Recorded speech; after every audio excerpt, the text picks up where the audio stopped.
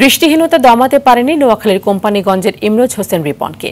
মনের আলোয় উদ্ভাসিত এই যুবক পেশায় একজন ইলেকট্রিক ও প্লাম্বার মিস্ত্রি, পাশাপাশি বাড়ির পাশে পরিচালনা করছেন ইলেকট্রিকের ছোট্ট একটি দোকান।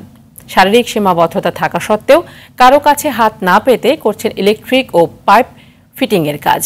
তার এমন কাজে এলাকাবাসী অনুপ্রাণিত। সৈয়দা মনিরা ইসলামের রিপোর্ট সহায়তা করেছেন নোয়াখালী দক্ষিণ প্রতিনিধি গিয়াসউদ্দিন রনি। 1, 2, 3 ঢাকায় জমি জিতে নিন 100% ক্যাশব্যাক সহ 20 কোটি টাকার পুরস্কার। দু চোখে না দেখলেও নিরাপদেই ইলেকট্রিকের কাজ করেন রিপন। বাসাবাড়িতে বিদ্যুৎ সংযোগ ও পুরনো লাইন মেরামত সহ ইলেকট্রিকের সব কাজই করতে পারেন সাবলীলভাবে। ইমরোজ হোসেন রিপন নোয়াখালীর কোম্পানিগঞ্জ উপজেলার প্রয়াত আব্দুস সোবহানের ছেলে। 7 ভাই বোনের মধ্যে তিনি চতুর্থ।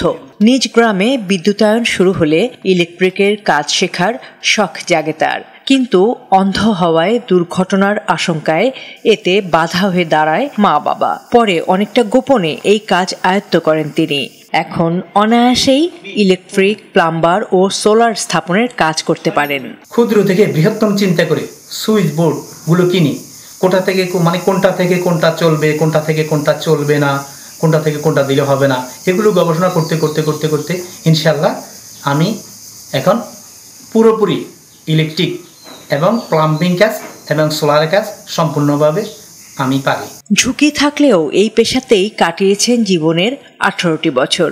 এই সময়ে মসজিদ সহ প্রায় 200 ঘরের ইলেকট্রিক কাজ সম্পন্ন করেন তিনি। মেরামত করেছেন অসংখ্য ঘরের বিদ্যুতের লাইন। নিজের গ্রামের সব রাস্তাঘাটই যেন কত চেনা রিপনের। অন্ধ হলেও কারো সহায়তা ছাড়াই অনুমান করে চলাফেরা করতে পারেন।